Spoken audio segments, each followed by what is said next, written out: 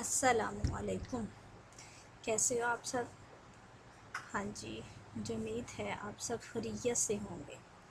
आज मैं आपको वाहद और जमा करवाऊंगी जुमलों की सूरत में।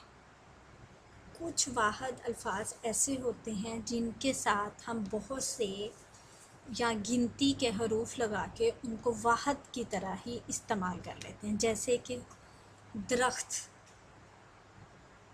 कई जगहों पर हम दरख्त को दरख्त भी लिख सकते हैं, लेकिन वो जमा होगा, जैसे कि जंगल में बहुत से दरख्त हैं। ठीक है, इसी तरह से जंगल में बहुत से शेर हैं।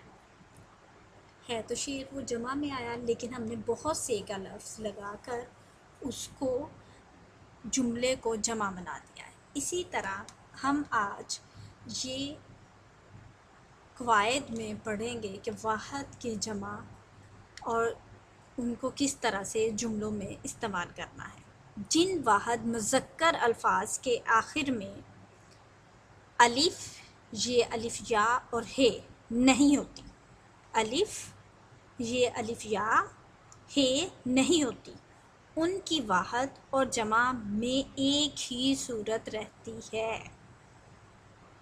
उन्होंने क्या कहा है? जिन वाहद मुज़क्कर अल्फाज। मुज़क्कर आपको मैंने बताया हुआ है ना, कि जैसे कि मुज़क्कर में लड़का, ठीक है, ऊँट। मुज़क्कर में वो सारे आ जाते हैं जो लड़के होते हैं, चाहे वो जानवर हों चाहे वो इंसान हो, लेकिन उनकी मुअन्नस जो है वो माँ, और जिस तरह बीवी, ये भी आप लगा लें, या लड़के लगा लें, इस तरह से जो है वो सारे मुअन्नस में आ जाते हैं। जोड़ा जो है, जैसे कि मुज़क्कर होगा घोड़ा और मुअन्नस होगा घोड़ी। बिल्कुल इसी तरह उन्होंने क्या कहा है? जिन वाहद मुज़क्कर अल्फाज के आखिर में अलिफ, ये अलिफ या हे नहीं होती, उनकी वाहद और जमा में एक ही सूरत रहती है।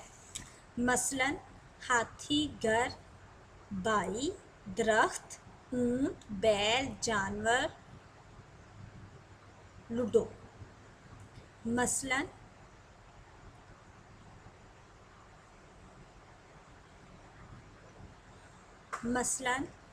जानवर, जैसे कि जानवर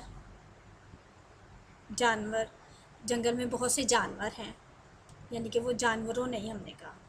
वैसे हम जानवरों में भी जमा यूज़ करते हैं, लेकिन कई जगहों पे हम बहुत से या ज़्यादा लगाकर या 4 जानवर लगाकर गिनती का कोई से भी गिनती में उनको काउंट करके तो फिर हम आगे वाहद भी इस्तेमाल करेंगे, तो वो हमारा जो जुमला है वो ठीक होगा। मसलन जंगल में बहुत से दरख्त थे। जुमलों में ऐसे अल्फाज के बाद अगर हरूफ़े रब्त में, हरूफ़े रब्त क्या होता है? कि जो एक दूसरे के साथ राब्ता रखते हैं, जैसे कि मैं, ने, से, के, पर, तक, का, कु, को, की।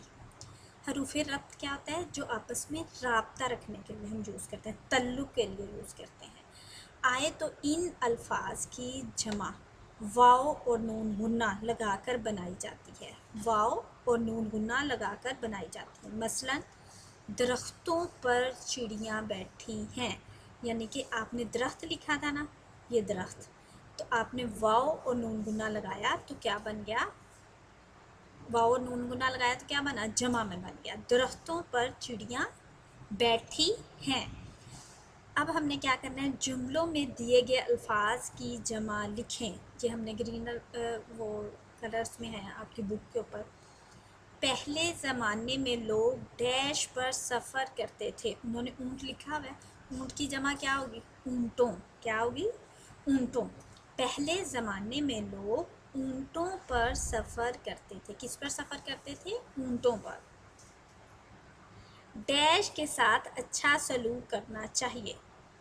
किसके साथ अच्छा सलूक करना चाहिए? जानवर लिखा हुआ है ना, जानवरों के साथ। किसके साथ? जानवरों के साथ अच्छा सलूक करना चाहिए। ये आपने खुद करना है, ये आपका होमवर्क है, इसलिए मैंने इसको फिल नहीं किया। ये आपको वाव और नून गुन्ना लगाकर ये आपने कंप्लीट करना है, इसलिए मैंने ये लिखा नहीं है कि आपको वाव और नून गुन्ना खुद लगाना है, आना चाहिए। ऊँटों के साथ भी आपने वाव और नून गुन्ना लगा दिया तो ये जमा बन गया। इसी तरह आपने जानवर के साथ भी वाव और नून गुन्ना लगा दिया तो जानवरों बन गया। तीनों डैश ने मिलजुल कर माँ बाप की खिदमत की। बाई, बाई की जमा बाइयों, आपने क्या लगाया, वाव और नून गुन्ना। तीनों बाइयों ने मिलजुल कर माँ बाप की खिदमत की। किसान बहुत खूबसूरत डैश की जोड़ी लाया। बैल, बैलों, क्या लगाया हमने, वाव और नून गुन्ना।